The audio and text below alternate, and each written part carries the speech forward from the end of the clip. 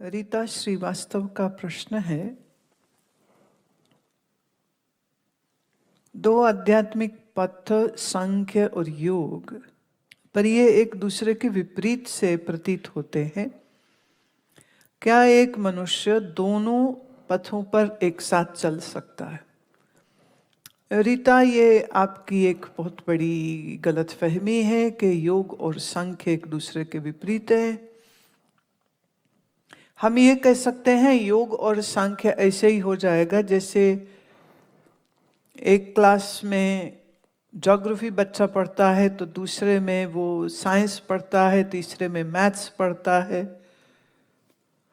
और उसका जो शिक्षण है वह अलग अलग विषयों के साथ तैयारी करते हुए धीरे धीरे धीरे वो जब वो स्कूल से बाहर निकलता है तो उसके लिए इन सब विषयों का ज्ञान होना आवश्यक हो जाता है, और फिर उसकी एक उपयोगिता उसके दैनिक जीवन में बहुत अच्छे से दिखाई देती।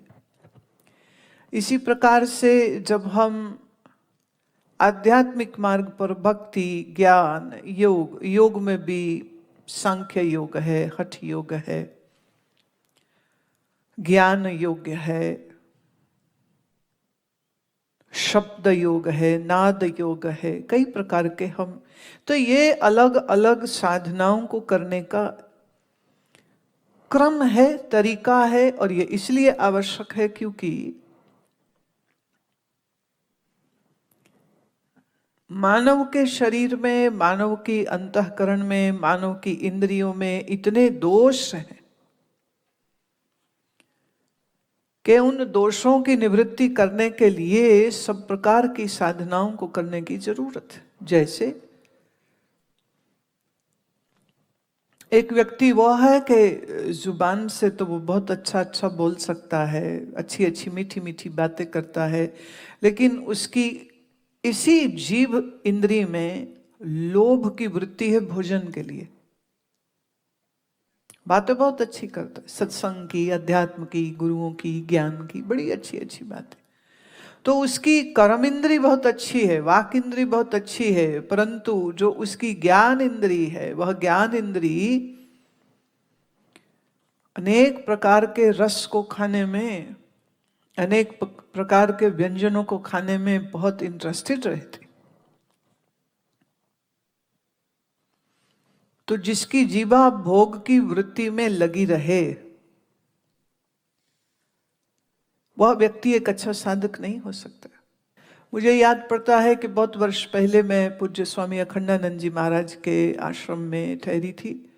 87 की ये बात है, जनवरी 87, करीब 14 जनवरी से लेके कोई 22 जनवरी तक मैं उनके पास वहाँ रुकी थी।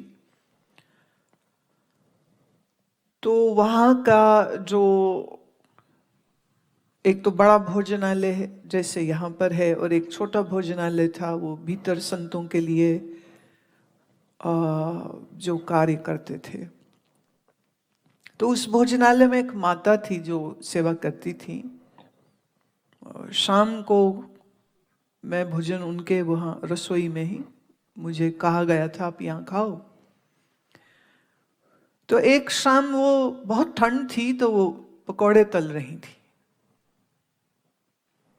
और बहुत प्यार से और खाइए बुला बुला करके उसको बुला लो, उसको बुला लो। वो दे रही हैं पर उनकी आंखों से दिख रहा था कि उन्हें खुद को कितना अच्छा लग रहा है। मैंने कहा माँ आप क्यों नहीं खा रही हैं? तो वो कहती है अब न तो दांत रहे मुंह में और ना आंतों में इतना बल रहा है कि मेरी आंतें पचा पाए। कहते अब तो जब दूसरे खाते हैं तो उनको देख देख के मन को प्रसन्न कर लेती हूं मैं, क्योंकि अब मैं नहीं खा सकती। तो ये कहने में एक पीड़ा है, ये कहने में उनका दर्द जो है वो दिख रहा कि मन से खाने की वासना नहीं गई है, पर चूंकि वो पचा नहीं पाएंगी, चूंकि उससे शरीर में तकलीफ होगी, शरीर में रोग होगा, इसलिए वह अपने मन को मारती हैं। और उन्होंने ये कहा कि जब मेरा जी करता है खाने को तब मैं दूसरों को खिलाती हूं। ये भी अच्छी बात है, लेकिन दूसरों को खिला करके भी उनके मन को संतोष वैसा तो नहीं मिलता है ना, जैसा वो खुद खाती तो उनको स्वाद आता, रस आता। अब अगर हम भौतिक दृष्टि से देखें तो वह आश्रम में रह रही हैं, आश्रम के भोजनालय की सेवा कर रही हैं और बहुत वर्षों से कर रही हैं। उनकी सेवा में कोई कमी नहीं। घर परिवार छोड़ के बैठी है तो मतलब मन में कुछ वैराग्य भी है, नहीं तो जिसके मन में मोह आसक्ति भरी हुई वो खाली शब्द बोल तो लेता है गुरु जी से आपसे बड़ा प्रेम है, हम तो बड़े अच्छे साधक हैं, वो ऐसा भावना रख भी सकता है कि मेरे अंदर बड़ी अच्छी अच्छी चीजें हैं, लेकिन यथार्थ तो ये है ना कि वो परिवार और घर की सुख सुविधा और उनसे जो रिश्तों का मोह प्यार होता है वो छूटता नहीं है। इसलिए गुरु का प्रेम इतना भी बड़ा नहीं हो गया कि वो बाकी सब संबंधों को फीका देख करके गुरु के द्वार पे जाके बैठ जाए। ऐसा तो पॉसिबल नहीं। पर मन में एक भावना तो होती है ना कि चूंकि हम सत्संग सुनते हैं इसलिए हमारा गुरु से प्रेम है, चूंकि हम गुरु के द्वार कई सालों से जाते हैं इसलिए हमारा गुरु से प्यार है। पर अगर हम तुलना करने लग जाएं, या तुलना है नहीं, it can't be an A B compare, कहाँ श्रद्धा से भरा प्रेम, कहाँ संसारी संबंधों का और स्वार्थ से भरा प्रेम, कोई तुलना नहीं है उन दोनों की आपस में। लेकिन अगर फिर भी करना चाहे तो घर का प्यार प्रेम तो भारी पड़ जाएगा ना, तभी तो वहीं बैठा है। अब ये बात मैं किसी को छोटा दिखाने के लिए नहीं कह रही हूँ। शास्त्र की जो परंपरा है वो ये है, वो कहते हैं कि जिस दिन आप अपने पहले पुत्र का ब्याह कर दें उस दिन से तुम्हारी वानप्रस्थी का संकल्प शुरू हो जाना चाहिए। वानप्रस्थी मतलब कि अब जल्दी ही घर के सब दुनिया के धंधों से अपने आप को अलग करके पूर्ण रूपेण संभव हो सके तो सन्यास की ओर ही अग्रसर हो जाए, और अगर सन्यास की ओर अग्रसर नहीं भी होता है तो वन प्रस्थ, प्रस्थान बने वन की तरफ प्रस्थान का क्या होता है, जहां हम भोगों से अपने आप को पीछे कर लेते हैं, संबंधों की, तेरा की हाल मेरा की हाल, ओदा की होया एदा की होया, ये जो सामाजिक वार्तालाप होते हैं उन वार्तालापों से अपने आप को छुड़ा करके स्वाध्याय, मनन, चिंतन, भजन, सेवा, शरीर का स्वास्थ्य, ये सारी जिंदगी खाली खा पका के खत्म करना। तो हमारे यहाँ का पुराना सिस्टम ये होता था कि जीवन की जो शुरुआत होती है उस शुरुआत में गुरु के महात्मा की संगत में ज्यादा समय लगाना, और फिर जब जीवन अंत की तरफ जाने लग जाए, खूब भोगा दुनिया, खूब बच्चे पाल लिए, बच्चे ब्याह लिए, अब क्या, अब बैठ के उनकी छाती पे मूंग दलोगे क्या? याद रहे, किसी बेटे को बाप का किंतु परंतु करना अच्छा नहीं लगता, किसी बहू को अपनी सास का सिर पे बैठे रहना अच्छा नहीं लगता। इसलिए वो मुंह से बोले ना बोले, लेकिन धीरे धीरे अंदर वो यही चाह रहे होते हैं, और फिर वो कह भी देते हैं कि जाओ थोड़ा तीर्थ ही कराओ, कहीं कहीं तो भेज दें इनको दूर, किसी रिश्तेदार के ही चले जाओ, किसी तीर्थ पे ही चले जाओ, किसी गुरुद्वारे में ही चले जाओ, जाओ मतलब जाओ, अब निकलो।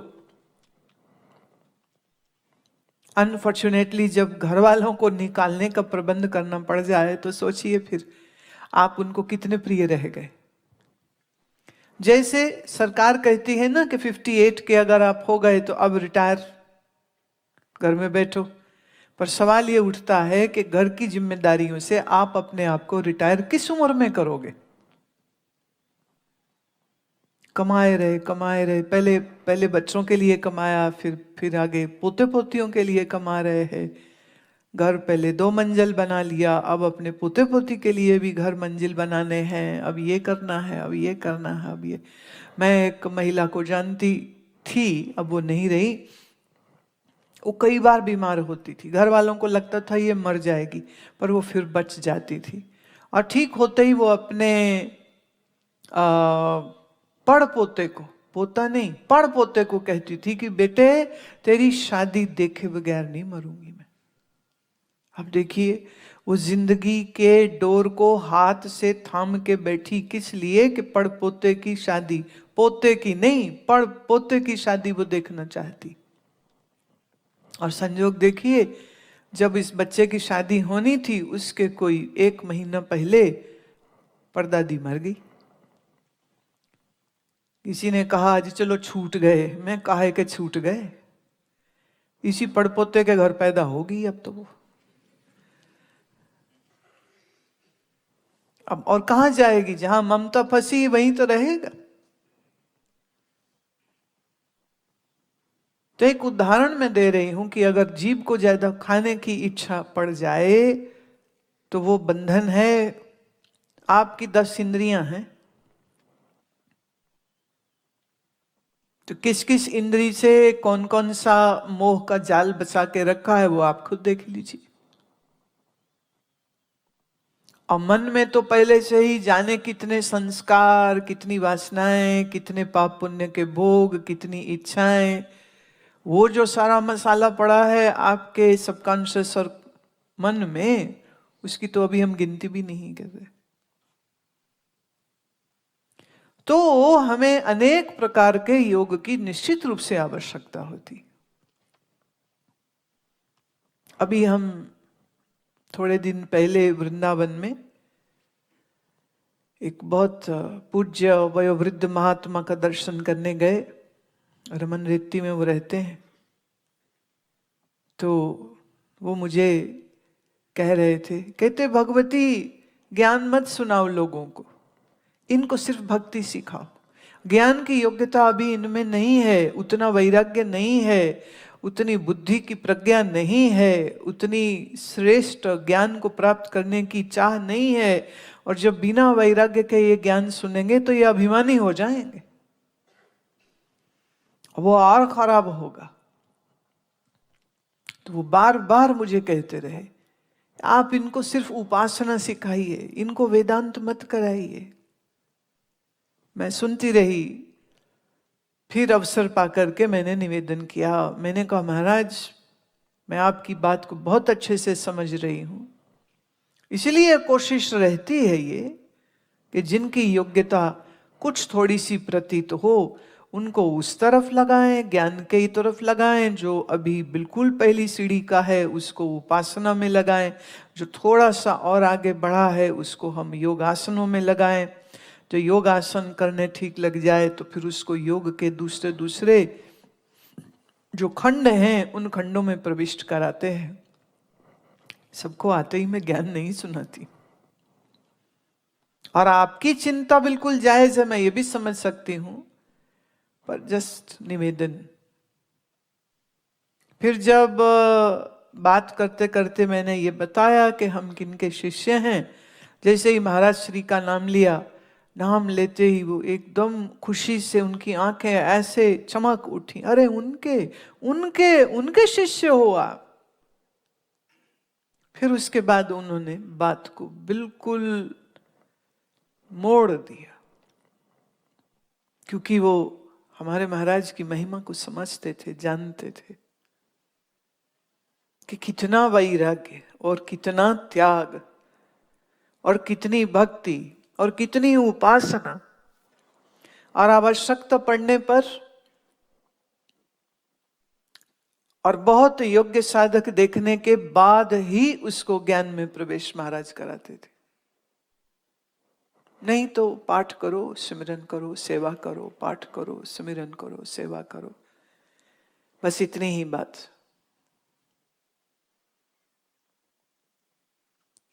तो सेवा भी एक योग है,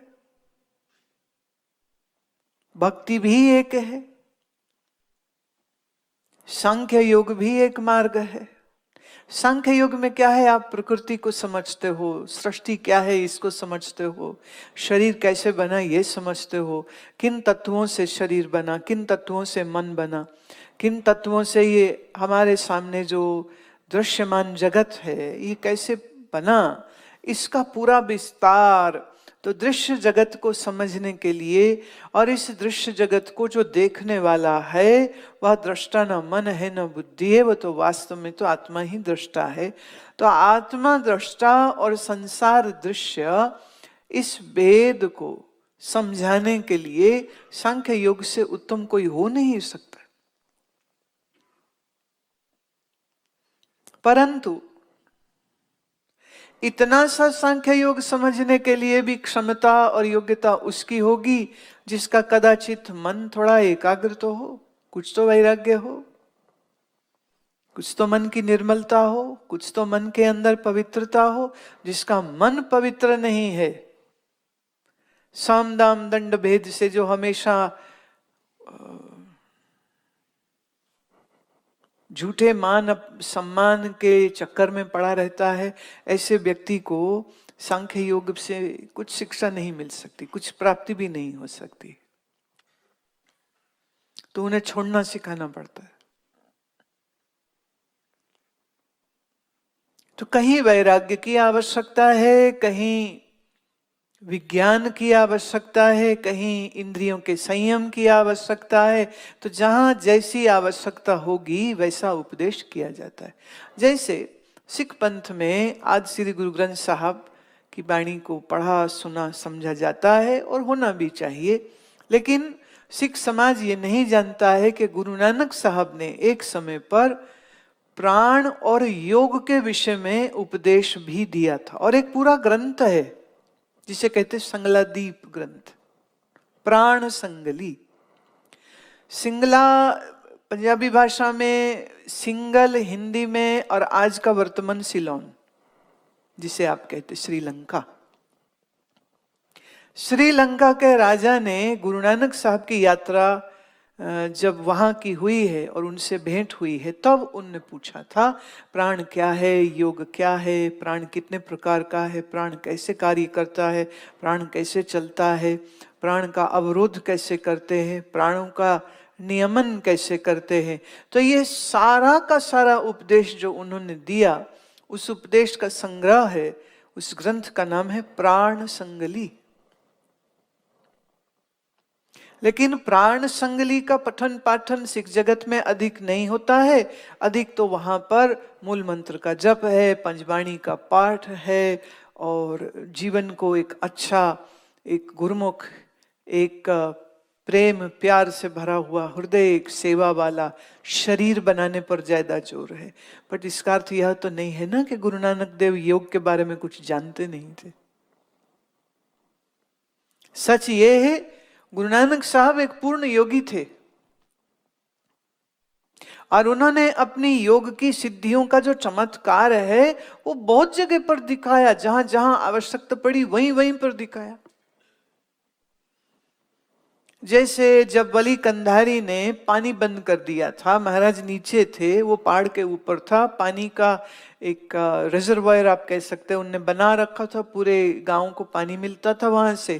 गुरु नानक साहब तक पानी ना पहुंचे और वो ये जगह छोड़ जाए, इसलिए उसने ऊपर से पानी बंद कर दी। एक बड़ी भारी चट्टान उसने रखा दी कि पानी नीचे न जाए। मर्दाने ने कहा महाराज पानी बगैर कैसे यहां रहेंगे, चले? महाराज कहते नहीं, हम नहीं चले, पानी चले। मतलब तो गुरु नानक के संकल्प से वो चट्टान वहां से हिल गई और पानी झरझर करता नीचे आ गया। उसने उस पानी के ऊपर काइंड ऑफ कह कब्जा करके रखा हुआ था, और वो पानी आ गया नीचे। अब इसको इतना गुस्सा आया, इसने और बड़ी चट्टान को अपने सेवकों के साथ सहायता करके गुरु नानक को मारने के लिए ऊपर से वो चट्टान जो है वो धकेल दी। और इतनी भारी भरकम चट्टान जब नीचे लुढ़कती आई है तो मर्दाने ने चीखा महाराज देखो ऊपर, गए आज तो। महाराज अपनी जगह में ही रहे हैं, हाथ बस ऐसे उठाया उन्होंने और वो हाथ के पास आकर के वो इतनी भारी भरकम चट्टान आके रुक गई। आज भी पाकिस्तान में गुरुद्वारा है पंजा साहिब, तो कहते हैं कि वो जो हाथ का निशान है श्री गुरु नानक देव जी का है।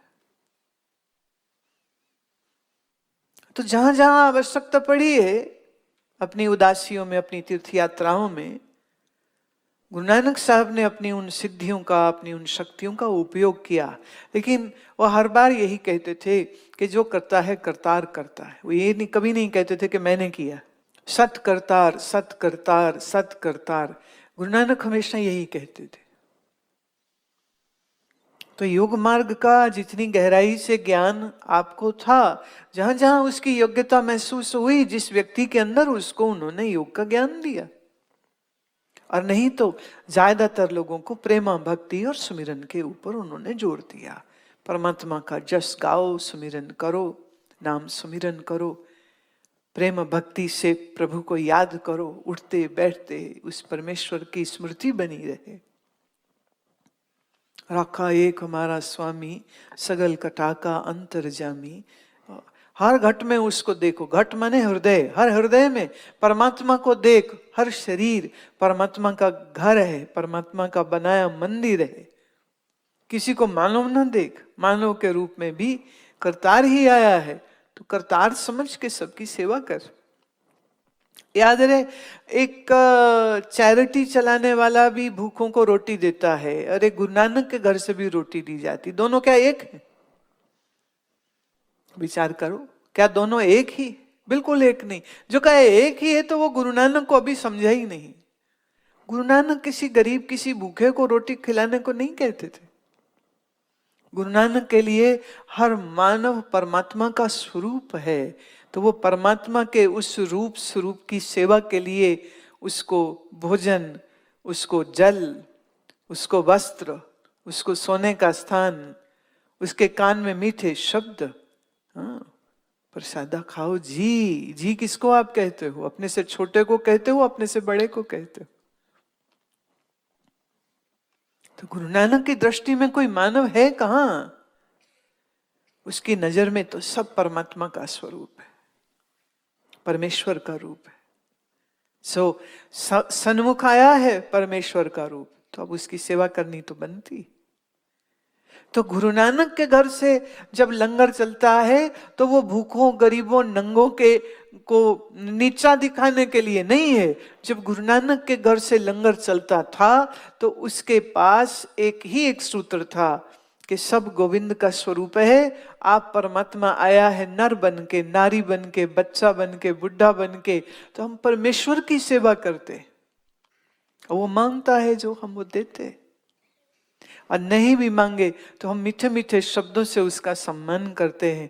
इसलिए आज भी लंगरों में ये परंपरा है कि जब कोई भी चीज खाने की, पीने की दी जाती है तो पहले जी साथ में लगाया जाता है कि जी खाओ जी, जी पियो जी, जी पहले लगता। एक चैरिटी चलाने वाला जब लंगर लगाता है या सड़क किनारे, कई लोग लगा देते हैं कि रोटी खिलाने से पुण्य मिलेगा, तो वो जिनको रोटी दे रहे होते हैं उनको भी लड़ रहे होते हैं, उनका भी अपमान कर रहे होते हैं, उनको भी कई बार धक्के मार रहे होते, उनकी पूजा नहीं कर रहे होते। ऐसे ही समझो ना कि आपके घर महात्मा पधारे, आपके गुरु पधारे, तो अपने गुरु की आप सेवा कैसे करेंगे, किस भाव से करेंगे? तो गुरु नानक के घर में जब लंगर चला तो किसी गरीब के लिए नहीं है, किसी बीमार के लिए नहीं है, साक्षात परमात्मा के लिए। ए जग हर का रूप है, हर रूप नदरी आया। ये परमात्मा का स्वरूप है ये संसार। यहाँ रहने वाला हर औरत, मर्द, बच्चा, जो भी कोई जलचर, नभचर, जो भी कोई जीव है, वो जीव कोई और नहीं, वो परमात्मा ही है। तो भक्ति योग आया कि तो ज्ञान योग, भक्ति योग, हठ योग, सांख्य योग, ये सब योग हमारे शरीर, ज्ञान इंद्रिया, कर्म इंद्रिया, मन, बुद्धि, चित्त, अहंकार, जीव, इस सबके शोधन के लिए, सबको सुधारने के लिए अलग अलग की आवश्यकता होती। इसलिए इनमें विरोध नहीं देखिए।